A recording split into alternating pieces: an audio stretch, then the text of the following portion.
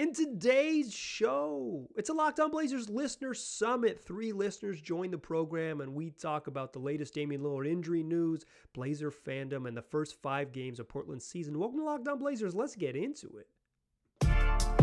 You are Locked On Trailblazers, your daily Portland Trailblazers podcast. Part of the Locked On Podcast Network, your team every day.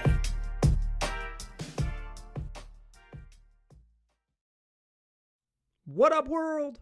It's your past first point guard and Trailblazers reporter Mike Richmond, and you are listening to another episode of Locked On Blazers, part of the Locked On Podcast Network, available wherever you get podcasts and also on YouTube. Thanks for making this show your first listen every single day. It's free on all platforms, 5 days a week, the only daily Trailblazers podcast. So why not start each and every day listening to Locked On Blazers? Make it your first listen. It's your team every day. Today's episode, a really, really fun one. Thanks for joining me here. This is our third ever listener summit where I bring on listeners to the program and we just kind of take the temperature of what's going on with the team. Get a sense from folks who listen to this program what they think about what's going on. I've always enjoyed doing these. We've done 3. We'll probably do some more throughout the season. If you're interested in getting involved in them, follow me on Twitter, @MikeGRich. I send out a tweet and you can respond there. If you're not a Twitter person, totally understandable. Just send me an email, lockedonblazerspod@gmail.com.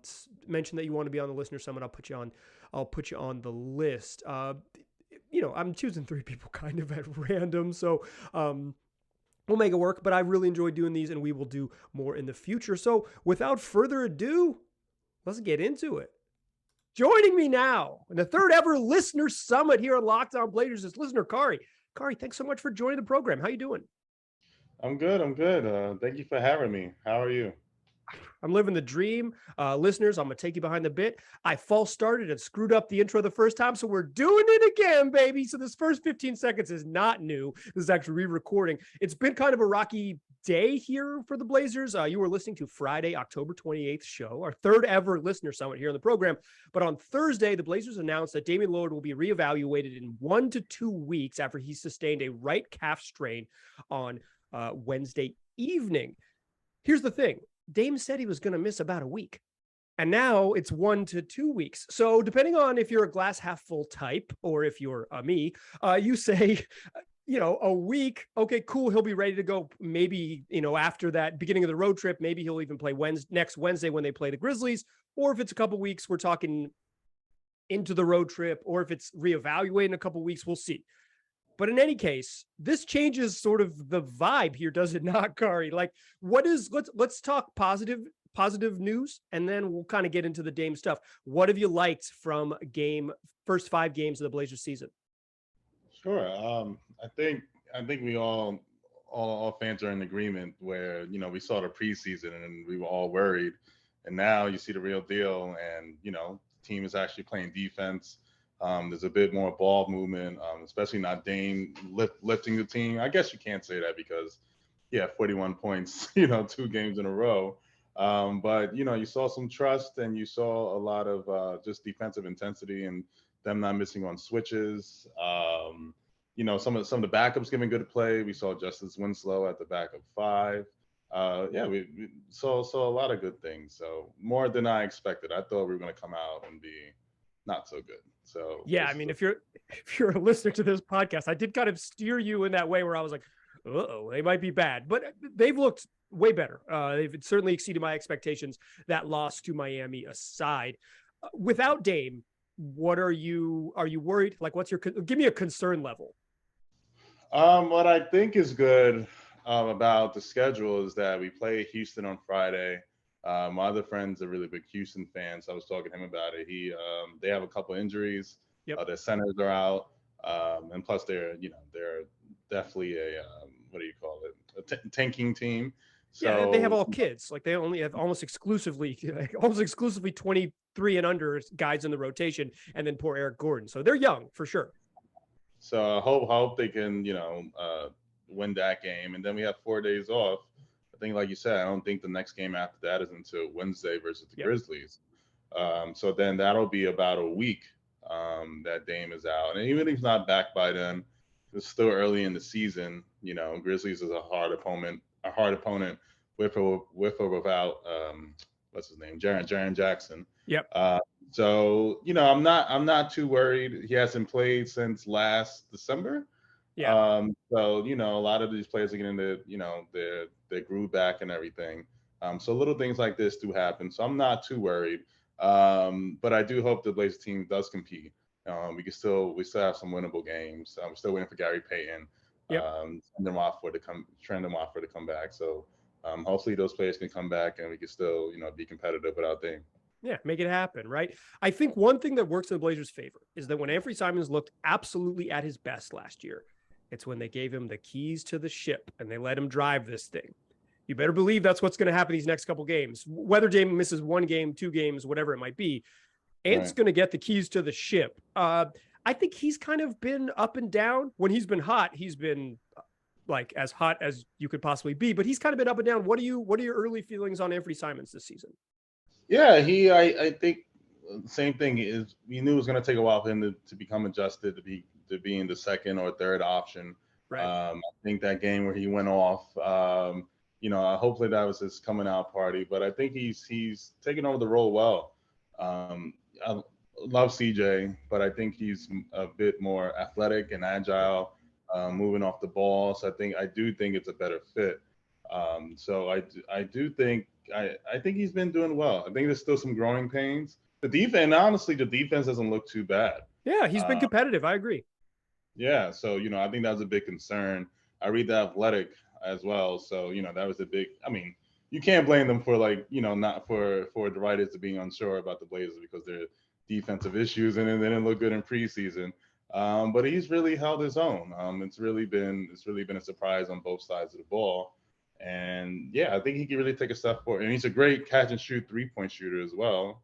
And now ball handler. I mean, he didn't look so good handling the ball against Miami, but I think Miami was pretty desperate. Yeah, it's like championship level defense. They're really good. He didn't look good, but that's close to as good as it gets in terms of ball pressure in the league.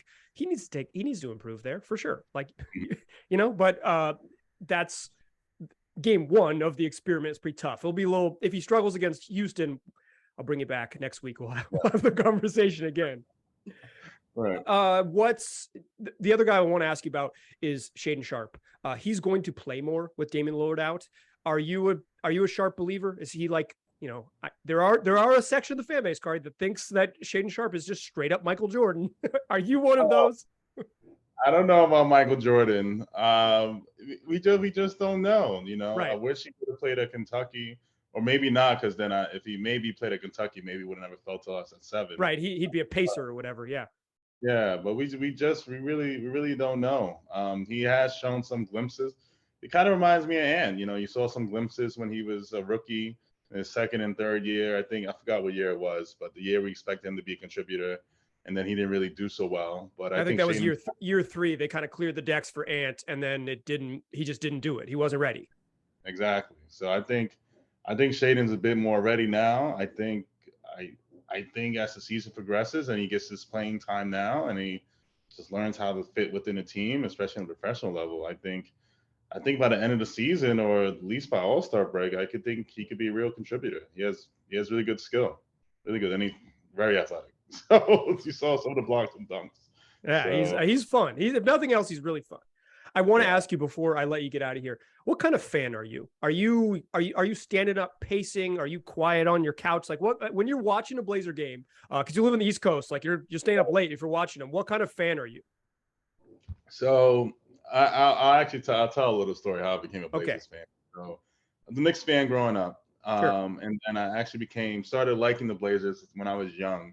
I'm 31 right now, so I started liking the Blazers in 2001 when they had Rasheed Wallace was one of my favorite players at the time. The whole team, they were on NBC, so they had a little dialogue, so I knew about the team.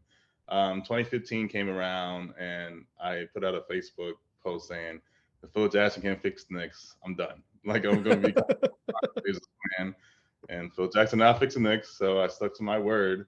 And, yeah, I'm literally on the Blazers now. And then, grew up, got a job. Now I'm able to afford league packs, so I can watch them every night.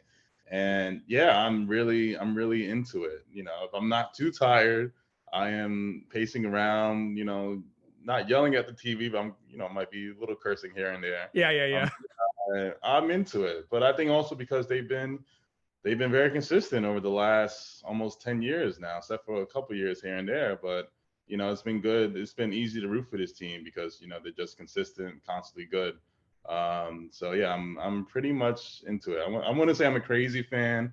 I don't have a jersey or anything. I do have this rose. I don't know. Yeah, I was noticing you're wearing the gear. You're wearing the gear for the pod. I have a couple of things. I do need to get a jersey. I'm gonna go watch them when they play the Knicks Thanksgiving weekend and the Nets. I'm gonna go to both of those games. So yeah, I'm pretty up there. Awesome. Thank you so much for joining the program. When we do another one of Listener Summits, I always enjoy chatting with people. So have a good one, Kari. I appreciate you. Okay, thank you. Hope to speak to you again. Today's show was brought to you by Prize Picks. It's daily fantasy made easy. Here's how Prize Picks work. You pick between 2 and 5 players. You pick your sport. Prize Picks sets the projections for whatever statistical measurement you want, and you pick over or under that projection. For me, I'm going basketball. I'm picking 5 guys in the NBA each night. I'm going points and rebounds and assists. I set my ballot, make my selections. It takes about 60 seconds, and I get a chance to win money. And once you win money, you get your cash back quickly with fast and easy withdrawals. I use the app, but you can also go to prizepicks.com. And right now, if you go to Prize Picks, how about this? They give you a little money for your troubles. If you're on your first deposit, if you use the promo code Locked On, they'll match you up to $100. You put in $100, give you $100. You put in $50, they give you $50. Doesn't get much better than that. Go to prizepicks.com, use that promo code Locked On today, and check it out. All right. So we still are cruising along here in our Locked On Blazers Listener Summit. There is nothing more fun. The thing I love about doing this podcast is chatting with the folks who enjoy the podcast. So what I've really enjoyed about the Listener Summits is, spending a little time, 10 minutes just chatting with folks and kind of getting their take on what's happening with the team. So let's keep it rolling. Here's our next one. Joining me now is listener Catherine. Catherine, thanks so much for joining the program. How you doing? Good. Thanks for having me.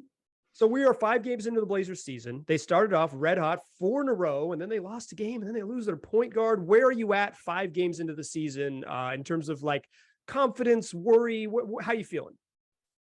So I'm feeling okay. I think we were bound to lose eventually. That was a tough loss against Miami for sure. We didn't look maybe our best, but I think eventually, things were bound to catch up to us.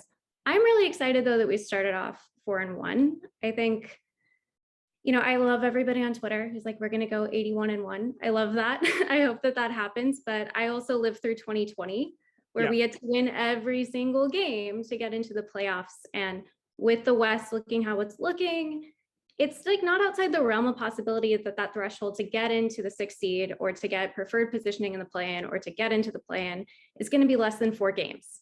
So right. I'm really excited that we started off strong with those 4. And especially, I hope Dame is only out for a week, 2 weeks, but we're about to see how evident and how important he is on this team, which makes those games that he is playing must wins and we won them.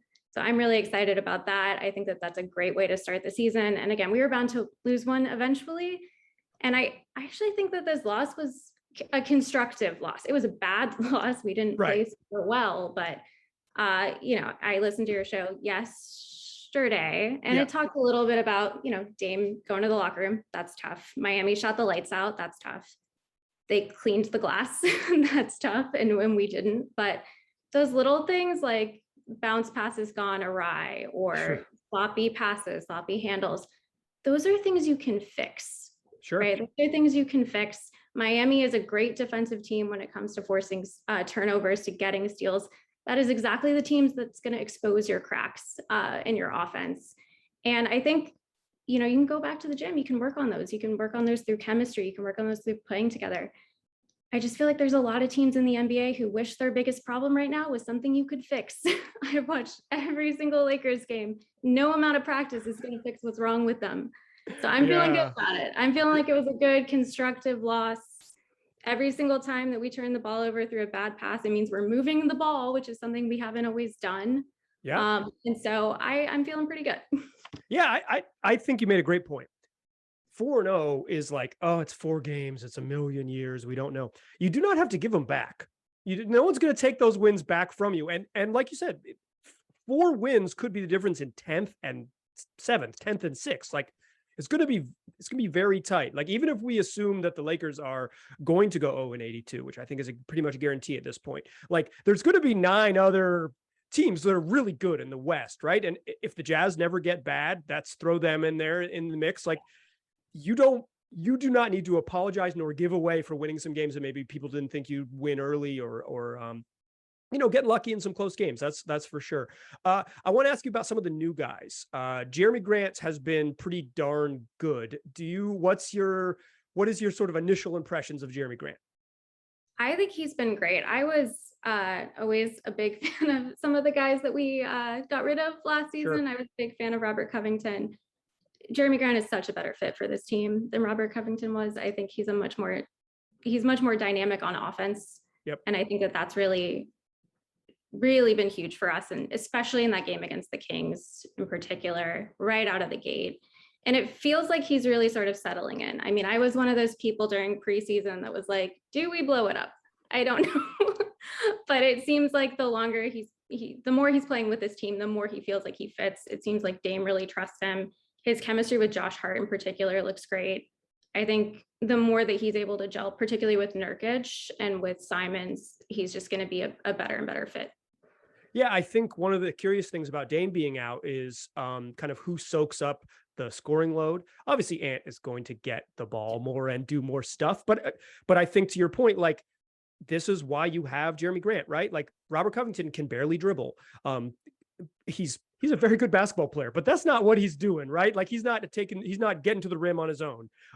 Actually, I think he had a whole thing last year where John Hollinger said he couldn't dribble to the rim, and he's like, watch the games, nerd. So sorry, Robert Covington. He was more of a corner 3 kind of guy. Totally. And Jerami, like you said, is just way more dynamic on offense. I think one of the reasons to be, hopeful in the however long Dame misses, if he misses a game, 2 games, 6, whatever it might be, like, is that Ant has looked better with the ball in his hands, and that you have Jerami Grant. You can expand a little bit more of what Josh Hart does, and it means a lot more minutes for Shaedon Sharpe. Are you, I'm going to ask all the guests on this program. There is a section of the fan base that thinks Shaedon Sharpe is like young MJ, budding Kobe Bryant. Where are you on the early Shaedon Sharpe returns? I mean, I'm pretty high on him for sure. There we go. I mean, he barely played in AAU basketball. Right. He's never been on a stage remotely this large before. And he's made some rookie mistakes. Every rookie's going to make rookie mistakes, but he doesn't look shaken at all. He looks calm in every single possession. He needs to learn how high he jumps with the adrenaline he's getting. He keeps hitting his head on the backboard or the rim. Yeah. Like a couple of times it's like, did you know how high you were planning on jumping there? But I think the athleticism is something that if he's knocking down shots the way he's been shooting, especially from 3, yeah, and he's able to get to the basket like that, I think that is maybe a missing piece that we haven't had since baby Dame almost. Yeah. It's been a while since they've had someone who looks this dynamic this early, right? Like even as good as everyone told us Anthony Simons was going to be, he wasn't this good as a rookie. He wasn't close to it. I think with Sharpe, and I mean this in like a truly complimentary way, he's going to learn how to play basketball over the next couple months, and he's going to be incredible. Like, just imagine how good he's going to be when he understands how to play NBA basketball, because right now he's just doing it on skill and feel, and he looks great. Okay. One more before I get you out of here. What kind of fan are you? Like when you're watching the game, are you quiet? Are you just kind of like, or are you yelling? Are you full geared out? Like, what kind of fan are you? Okay. So full disclosure, I've never lived in Portland. I have a very loose affiliation. This is just a team that I sort of fell in love with. And I feel like... Tell me this story, because I think every guest on the program today is from out of town. How did you fall in love with the Trailblazers? I dated a guy for a really long time who was from Portland. And then you just start... I think the first game I paid attention to was the OKC game where we sent them home. So after that, you're pretty much hooked. Oh, yeah, exactly. But my whole thing is there's no zealot like a convert. Sure, so a lot of times people who are out of town fans are even more crazy and hyped. And I may have gotten a noise complaint in my apartment during summer league, if that tells you how much I yelled during. So you're staying up late, like you're on the East Coast. You're staying up late to watch these games. Are you like 1 a.m. on a Tuesday night, excited about a win over the Kings or whenever that was on a Wednesday night? Oh yeah. And then I will try to join spaces as much as possible afterwards. So I'm up to like 3. It's not great. It's not that great. That is true out of town NBA fandom. I love that. Yeah, got to show, especially I'm in DC. If you go to when Portland plays the Wizards, it's full of Portland fans. I don't know from where they come. It's great. It's a great team to be a fan of from out of town, for sure. Yeah. There's always Portland people everywhere. Absolutely. And they're happy to show their pride. Yeah, I love that. Catherine, thank you so much for joining the program. It was a whole bunch of fun chatting with you. Thank you. Thanks for having me. Still a pass first point guard. I'm still Mike Richmond. You are still listening to Locked On Blazers. We are still cruising along in our listener summit. These are a bunch of fun. Why don't we just do one more, shall we? Let's close out the show with our final listener of the program. Joining me now is listener Josh. Josh, thanks for joining the program. How you doing? Pretty good, Mike. How are you doing? Oh, I'm living the dream. I love these listener summits. They're a bunch of fun. I love talking to the people who listen to the show. I love talking to Blazer fans. And it's a good sort of temperature check early in the season. We are 5 games into this thing. How you feeling 5 games into the Blazer season? I'm feeling pretty good. Obviously the injury to Dame last night wasn't the greatest, but other than that, not feeling too bad. I guess kind of the main things that I really enjoyed so far through 5 games, Jerami Grant for sure. Yep. The way he's been able to kind of score on all 3 levels has been really impressive to me. I'd also like to see him get some more opportunities though. He will when Dame's out. So there you go. It's coming for him. Yeah, absolutely. And then a couple other things that kind of stuck out. Shaedon Sharpe, holy cow, man. Wow. Easy to get excited about. Yeah, he just has like that hold your breath factor. Like every time he touches the ball, like you don't know exactly what's coming. And it's crazy. I've been referring to him as Shaedon Skywalker lately. The dude just floats in the air. It's insane. And then lastly, the defense. It definitely isn't perfect. Sure. But you can tell that the effort's more consistent. And a lot of times on like those second efforts when it's kind of a swing, in the past, those corner threes would just be wide open, uncontested all the time. And now it at least seems like there's a guy running out at the shooters. So I think that's a great point about the defense. It's not like they're like awesome on that end. Like the numbers suggest that they're pretty good, but the Lakers missed 245 3-pointers against them. It is what it is. But like if it's more about the eye test, right? And I think your point of like the multiple efforts, that is the best thing you can say about this team. Before you 3-4 passes, get into the paint, make a pass, swing, see ya. And I think you're totally right. Just the like, oh man, there's Dame continuing a closeout, or there's Josh Hart who's flying everywhere. Like they've been a lot.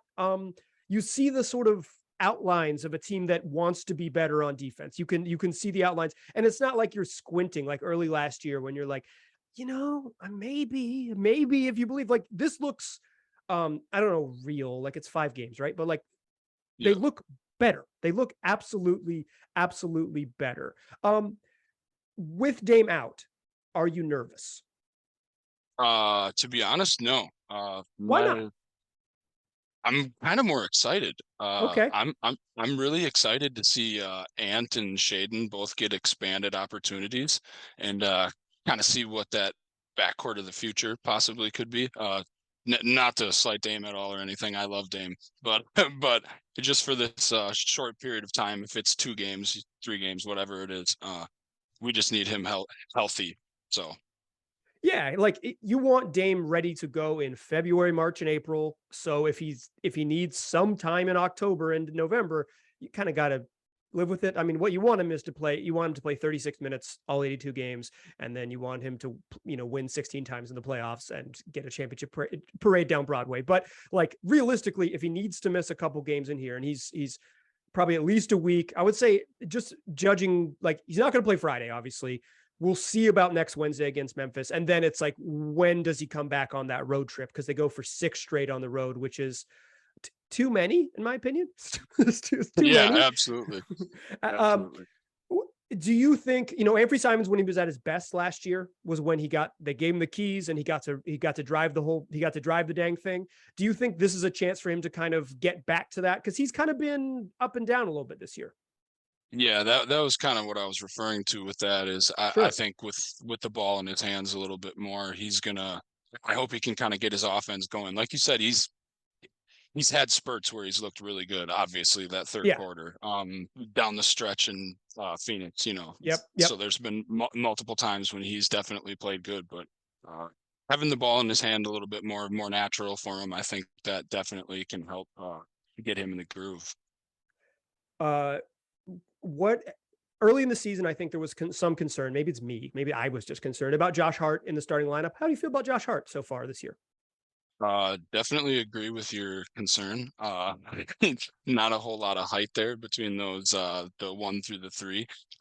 So I was pretty worried. Overall, I'm feel a little bit better about it. He's been good. I would say, he's definitely been good. I still kind of feel lukewarm about it. Feel like maybe the 6-man role would be more suited for him, but I mean, the pressure he puts on the rim, the defensive effort he puts in, the faces he makes, like you can't really go wrong with Josh Hart. So okay, I haven't shared this on the podcast. I'm going to share it here. My favorite moment of the Blazers season so far is the Phoenix game. DeAndre Ayton misses the first free throw, and he's going to intentionally miss the second free throw. And they put in Jock Landale and Bismack Biyombo, the Suns do. And so Chauncey says, okay, I got to get my big guys in there. So he comes down the bench and he gets Drew Eubanks, and he calls Eubanks in, and Josh Hart is on the low block. It's him and Nurk who are down low. And when Eubanks comes in, Josh Hart makes a face at Chauncey Billups like, are you kidding me? The most important rebound of the game, and you're taking me out? He's like touching his chest, like, me. And like, he's looking at Chauncey like, you must be out of your mind that the Portland Trailblazers need a rebound, and Josh Hart isn't the name you call.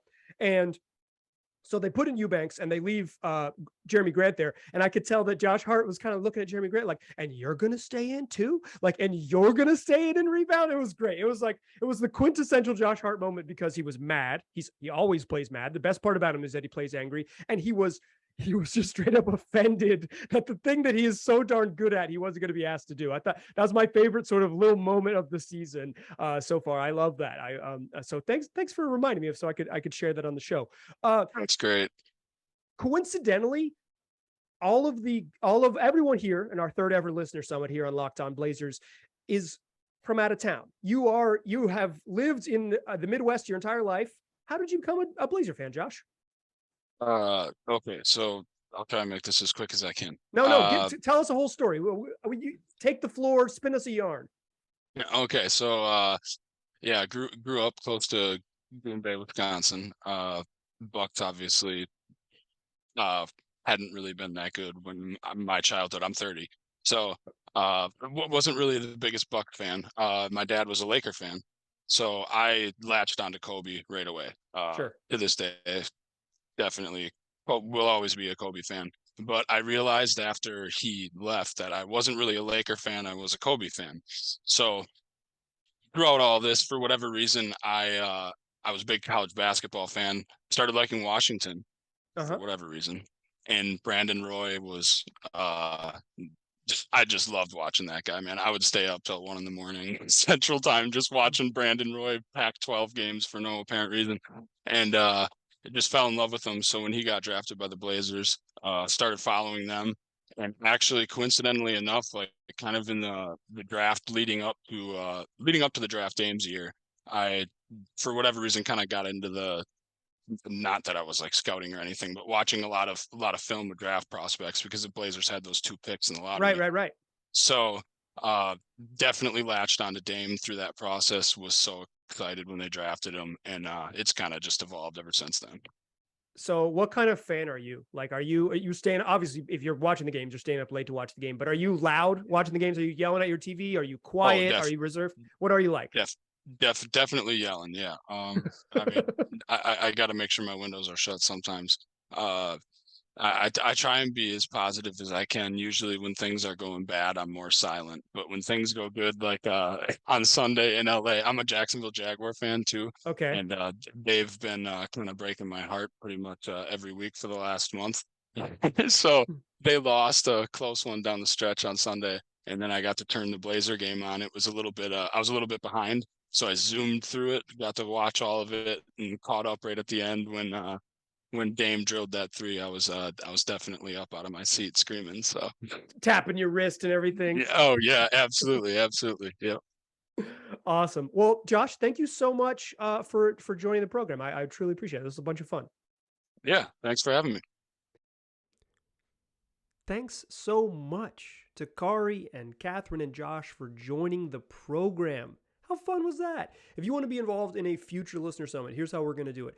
I'll just tease it on an episode. The best way to do it is listen to the show regularly, interact with the show if you can, but I'll just tease it when we're going to do a listener summit, when there's a good time in the schedule, when there's a little lull in the schedule, and we have a day like this where the Blazers have a couple days off. We recap the game, and there's a Friday night game that we're not going to get to ahead of time.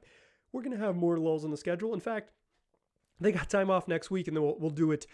Look for the new one realistically December sometime. We'll run it back in about a month. But yeah, I'll tease it on the show, and you can tweet at me or email me, and I'll give you a little bit of a heads up. Thanks again to Kari, Catherine, and Josh. That was a whole bunch of fun. Tell your friends about this podcast. Tell them it's available wherever they get podcasts and also on YouTube. Free on all platforms, 5 days a week. The only daily Trailblazers podcast. Make it your first listen every single day. Make your second listen Locked On NBA. It's the overarching NBA show, talking about all of the biggest storylines across the league. 30 minutes, free wherever you get podcasts. Stay abreast of what's happening in the league with Locked On NBA, featuring the local experts like no one else can. All right, appreciate you listening. Come back on Monday. The Blazers play a Friday evening game against the Houston Rockets. Look for that show. We'll talk about all of what happens in the Rockets game, and then we'll look ahead. The Blazers got some time off next week. We're still going to have 5 shows. We're still going to have a whole bunch of fun. So join us there. Tell your friends. I appreciate you listening. I'll talk to you soon.